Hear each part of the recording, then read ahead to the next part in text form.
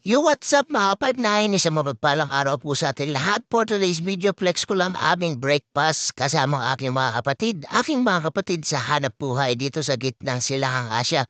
At shoutout na rin sa mga kapwa naming OFW na nandito sa Middle East. Isishare ko lang aming kinakain, ang tamis. Alam kong alam niyo na ito at napakasimple kainin at murang-mura lang. Tamis, adas at chicken musakal.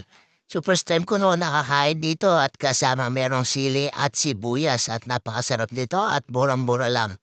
Dito sa tindahan ng Yemeni. Shoutout sa mga kapatid nating Yemeni na Muslims brothers dyan.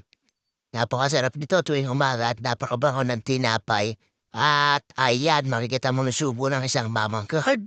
Tapos sasabayan mo ng isang sibuyas at isang sili, di ba? Dito ko lang na-experience nila kumain ng tinapay na kakain ka ng may sibuyas at sili. At humingi pa nga kami ng isang